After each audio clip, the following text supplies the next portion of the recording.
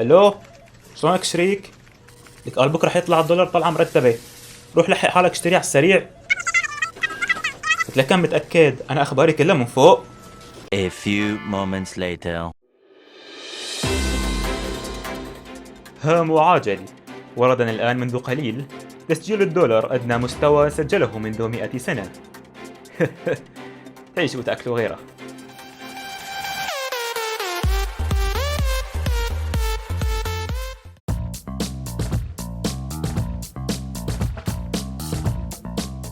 يسعد اوقاتكم يا رب جمهور بالله جد العظيم، ان شاء الله يا رب تكونوا بخير. لو سألتك صديقي شو هي عملة اليابان؟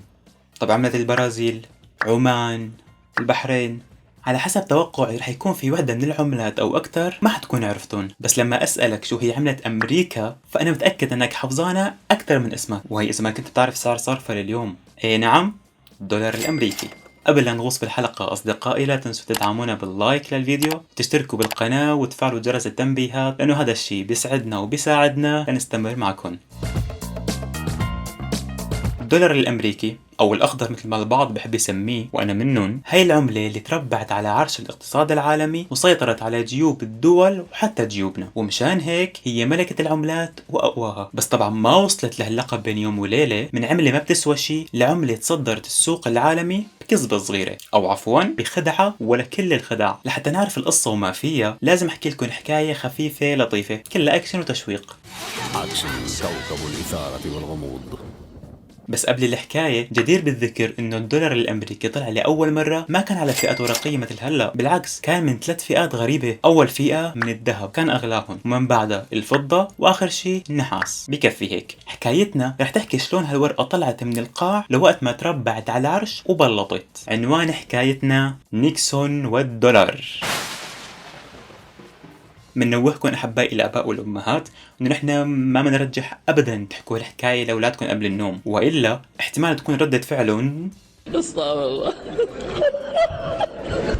قال الراوي: يا سادة يا كرام، بزماناته كان في حرب اسمها الحرب العالمية الثانية. خلصت هالحرب بسنة 1945 وبانتصار أمريكا. فبحكم النصر والقوة والسيطرة اللي أهم شي حصلت عليه، شافت إنه صار الوقت المناسب لتفرض حالها على الدول وتكون الراس الكبير اللي بيخافوا منه بيحسبوه له ألف حساب. فكانت أول حركة شطرنج إلها على السريع أسست نظام اقتصادي عالمي جديد بهدف تكون أمريكا هي وعملتها على رأس الهرم. لهيك صارت كل أسعار العملات الدولية مربوطة بالدولار الأمريكي، ومثل ما قلنا الدولار كان على 3 فئات: ذهب، الفضة، والنحاس. بعد ما أسست أمريكا هالنظام الاقتصادي قررت إنه تكتفي بربط الدولار بالذهب بس. ليش يا حزركون؟ لأنه من بعد ما انتصرت بالحرب العالمية الثانية سيطرت على 75% من ذهب العالم كله، يعني حجم مخزون الذهب ولا مال قارون. المهم بعد ما أعلنت أمريكا هالقرار ركضت الدول تشتري بهالدولارات وتكدسوا عندها مثل أطرميس المكدوس. كل هالحماس هاد كان بهدف إنه كل دولة بدها تبني لحالها احتياطي ذهب. يعني فينا نقول الدولارات اللي اشتروها مثل الجزدان، وقت اللي بيستلزم الامر بيبيعوهم وبياخذوا الذهب. وبعد ما هالدول اطمنت على مستقبلها بكميه الذهب اللي خزنته، قام يا فرحه ما تمت. بسنه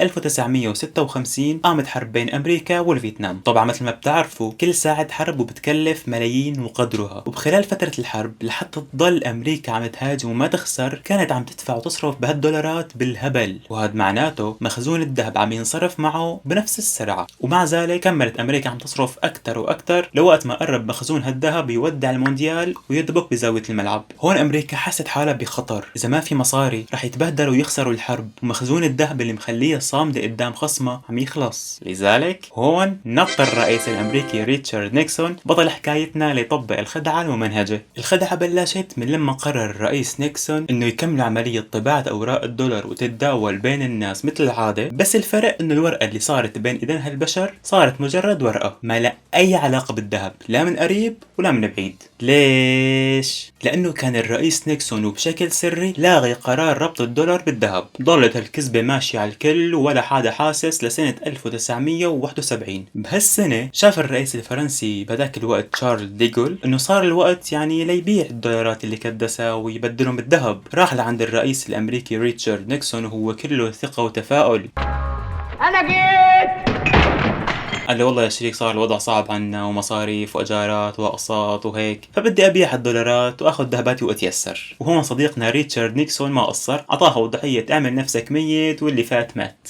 ايوه حسن، لقد وقعنا في الفخ يا باشا. ومن بعد ما اكتشفت فرنسا وبقية الدول وحتى الناس بالمقلب اللي صار فيهم، قاموا يضغطوا على الحكومة الأمريكية ويطالبون بحقهم. بالمقابل أمريكا مشان تهدي غضب الناس والضغوطات اللي عم تسبب لها إياه، طلع الرئيس نيكسون وقال خلص يا ولد لازم أطلع قرار يطري الجو ويخفف على الناس. وقت ما حب يهدي الجو قام سفق في خلقتهم قرار سيلكت أول وديليت، بيلغي التزام أمريكا عن تحويل أي دولار للذهب، يعني ما لكم شي عنا وبلطوا البحر. لا يا انت اللي بدأ شاكر. هون انصب زيت على النار وقفعت عند الناس والدول. هلا صحيح انه بهديك الفترة ما كان لفرنسا وغيرها من الدول قوة عسكرية حتى يواجهوا امريكا، بس مع ذلك قدروا يهزوا البساط من تحت عرش الدولار، لدرجة انه الحكومة الامريكية توقعت لو استمروا بالضغوطات عليها بهالشكل هاد رح يوصل فيهم الحال انه تنهار امريكا اقتصاديا، لوقت ما اجت سنة 1973 ودخلت المملكة العربية السعودية على الخط. اجتمع الملك فيصل بن عبد العزيز آل سعود مع الرئيس ريتشارد نيكسون وقعدوا يتناقشوا على حل حتى يطالعوا الدولار من المصيبة اللي وقع فيها. اقول لك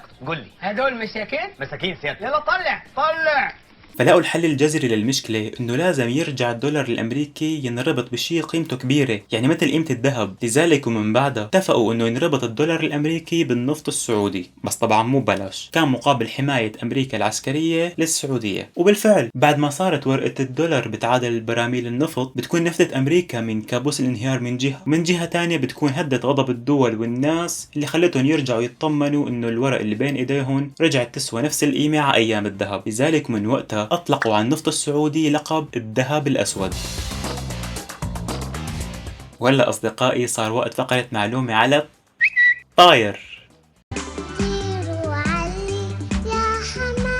ماكينة طبع الدولارات شغالة بسرعة خيالية، لدرجة انه امريكا بتطبع كل يوم 38 مليون ورقة مو عملة، بالعملة 541 مليون دولار باليوم الواحد. اكبر قيمة ورقية للدولار، اكيد حتقولوا لي يعني ما بدها اثنين يحكوا فيها، يعني اكيد ورقة ال100 دولار، بس رح اقول لكم معلومتكم خطأ الى حد ما. اعلى قيمة ورقية للدولار انطرحت بقيمة 10,000 دولار، هيك ورقة بحالها. بدكم تستغربوا طيب بس نحن بعمرنا ما شفناها ولا حتى لمحناها، يعني رح لكم طبعا لانه حتى لو كان معكم 10,000 دولار من فئة ال100 ما رح تقدروا تبدلوها فيها. وهاد بيرجع لسبب انه البنك الفيدرالي الامريكي طبع هاي الورقة باللون الذهبي لتكون حصرا بالتعاملات البنكية بين بعضهم. وعلى سيرة العملة الورقية، بسنة 2004 كان في وحدة مستورة قبل لا اشمسها هلا اسمها أليس بايك، زورت ورقة نقدية بقيمة $1,000,000. لقوا بكل قوة عين بتنزل تتسوى بجزء منها ليرجع لها الكاشير الباقي.